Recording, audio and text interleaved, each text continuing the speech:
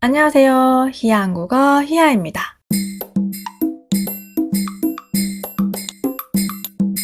드디어 도착!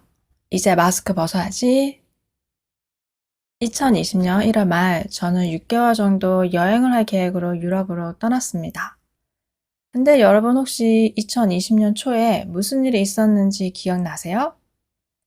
네, 맞습니다. 코로나19가 처음 발생한 시기인데요.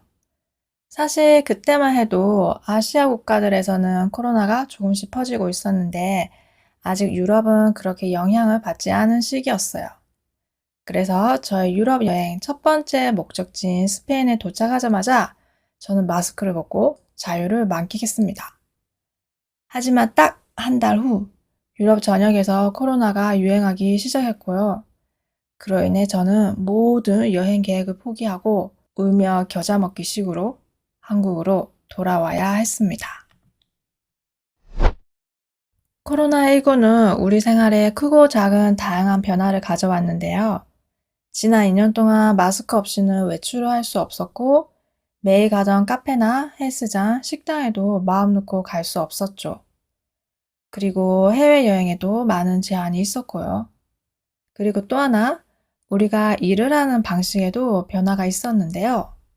재택근무를 시작하게 된 거죠. 사실 저는 100% 온라인상으로 일을 하고 있어서 코로나 전후에 큰 변화는 없었어요. 그래도 저도 한때 출퇴근을 했던 사람으로서 재택근무의 장점이 무엇인지 아주 잘 알고 있습니다. 우선 재택근무를 하면 출퇴근을 안 해도 된다는 점이 제일 좋아요. 정확히 말하면 아침마다 출근 준비를 하지 않아도 돼서 정말 편해요. 아침에 일어나서 샤워하고 옷 갈아입고 아침밥 먹고 화장도 해야 되고 너무 귀찮잖아요? 그리고 예전에는 제가 살던 집이랑 사무실이 조금 멀었어요. 그래서 출근 준비하고 통근에 걸리는 시간을 다 합치면 거의 2시간 정도 걸렸어요. 그것도 아침마다 지옥철을 타고. 그렇게 회사에 도착하면 이미 지치는 거죠. 여기서 지옥철은 지하철을 의미하는데요. 아침마다 지하철에 사람들이 꽉 차서 지옥 같다는 의미로 지옥철이라는 단어를 사용합니다.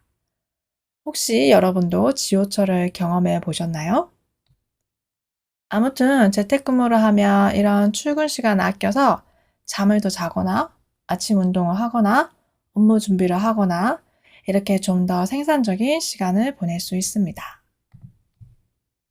출퇴근 시간을 아끼는 것뿐만 아니라 일을 할 때에도 또 다른 재택근무의 장점이 있는데요. 그건 바로 편한 옷을 입고 일을 할 수 있는 거예요.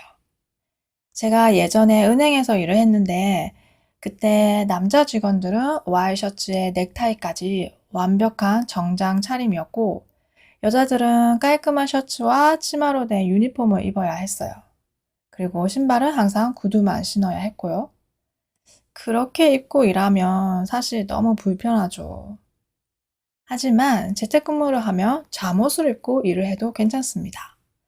심지어 화상회의를 할 때도 위에는 단정한 오피스 차림이지만 밑에는 잠옷 바지를 입고 있는 분들도 계시죠? 혹시 여러분도 이렇게 하시나요? 저는 가끔 이렇게 합니다. 제가 생각하기에 재택근무의 최고의 장점은 유연한 일정인 것 같아요. 물론 일을 시작하고 끝나는 시간은 어느 정도 정해져 있더라도 제가 쉬고 싶을 때 잠시 휴식 시간을 가질 수 있어요. 그리고 회사에서 정해준 시간이 아니라 제가 배고플 때 점심을 먹을 수 있고요. 머리가 복잡할 때는 잠시 나가 산책을 하면서 생각을 정리할 수도 있어요. 또 가끔은 제 몸 상태나 컨디션에 따라 일정을 조정하면서 너무 무리하지 않고 일할 수 있어요. 이렇게 재택근무를 하게 되면 통근 시간도 아끼고 좀 더 편한 환경에서 유연하게 일을 할 수 있는데요. 하지만 이런 재택근무도 완벽한 것은 아닙니다. 그래서 다음 시간에는 재택근무의 단점에 대해서 얘기해 볼까 하는데요.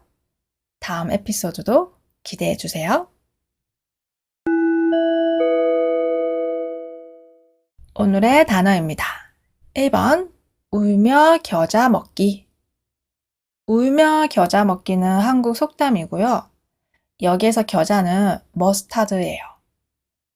여러분도 잘 아시겠지만 머스타드, 즉 겨자는 너무 매워요. 눈물이 날 정도로 매운 음식이죠.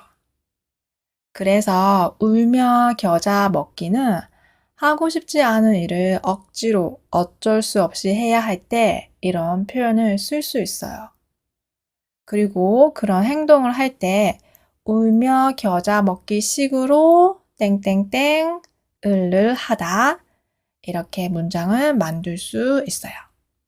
예를 들어서 여러분은 재택근무를 계속 하고 싶은데 회사 사장님이 사무실에 출근을 하라고 하셨어요. 그럼 출근을 해야 되겠죠? 그래서 이때 울며 겨자 먹기 식으로 출근하고 있어요. 라고 하면 돼요. 또 다른 예로 여러분은 등산을 싫어하는데 아버지가 계속 같이 가자고 하세요. 그럼 이때도 저는 가기 싫은데 울며 겨자 먹기 식으로 주말마다 등산 가고 있어요. 이렇게 말할 수 있습니다. 그리고 저는 한국으로 돌아오기 싫었는데 코로나 때문에 어쩔 수 없이 울며 겨자 먹기 식으로 한국에 돌아와야 했어요. 여러분도 울며 겨자 먹기 식으로 하는 것들이 있나요? 2번 동사 조. 제 팟캐스트를 들어보면 조 이렇게 끝나는 문장들이 많은데요. 이렇게 동사 조로 끝나는 문장은 앞에 나온 내용을 한 번 더 설명할 때 쓸 수 있어요. 예를 들어서 아까 제가 코로나19 이후의 변화에 대해서 얘기를 했는데요. 그때 이런 문장이 먼저 나왔어요. 코로나19는 우리 생활에 크고 작은 다양한 변화를 가져왔는데요.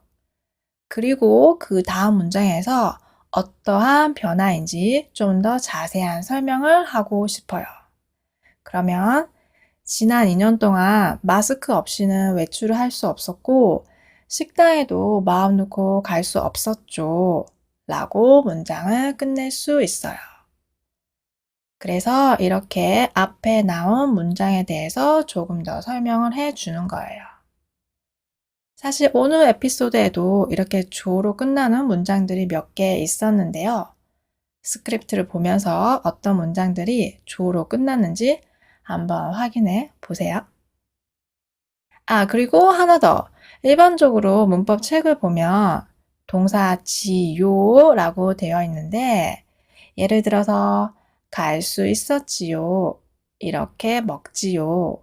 근데 실제로는 그냥 짧게 조라고 하면 돼요. 그게 더 자연스러워요. 갈 수 있었죠. 이렇게 먹죠. 이렇게요. 3번 A뿐만 아니라 B도. 이 패턴은 A 그리고 B도 라는 의미예요. 예를 들어서 제 친구는 영어도 잘하고 스페인어도 잘해요. 그럼 제 친구는 영어뿐만 아니라 스페인어도 잘해요 라고 할 수 있어요. 그리고 사실 이렇게 얘기를 하면 스페인어를 잘해요를 조금 더 강조하는 뉘앙스가 있어요. 영어는 당연히 잘하고 놀랍게도 스페인어도 잘해요. 이런 느낌이에요.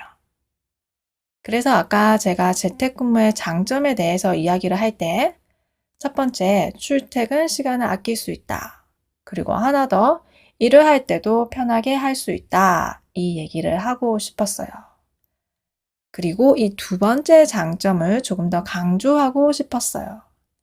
그래서 이때는 출퇴근 시간을 아끼는 것뿐만 아니라 일을 할 때에도 또 다른 재택근무의 장점이 있어요 라고 하면 돼요. 여러분은 지금 한국어를 공부하고 있는데요. 한국어를 공부하면 한국 친구를 사귈 수 있을 뿐만 아니라 또 어떤 것을 할 수 있나요? 4번 제가 생각하기에. 이 표현은 나의 생각을 얘기할 때 문장을 첫 부분에 사용할 수 있어요.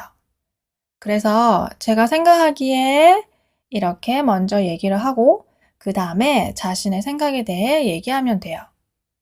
그리고 보통 제가 생각하기에 땡땡땡땡 것 같아요 이런 패턴으로 많이 사용합니다.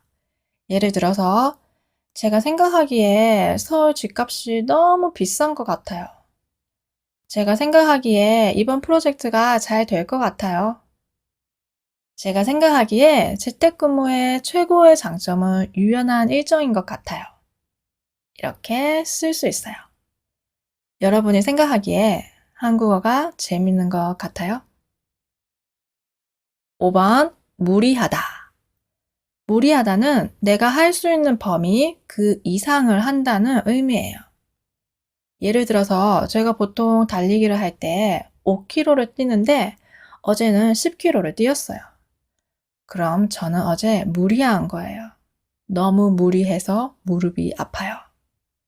이런 상황에서 이렇게 무리하다 이 동사를 쓸 수 있어요. 그래서 우리가 몸이 안 좋을 때 일을 하면 평소보다 더 힘들어요. 재택근무를 할 때는 몸이 안 좋으면 쉴 수도 있어요. 그래서 무리하지 않고 일을 할 수 있어요. 여러분도 컨디션이 안 좋을 때는 너무 무리하지 말고 조금씩 쉬면서 일하시길 바랍니다. 건강이 제일 중요하니까요.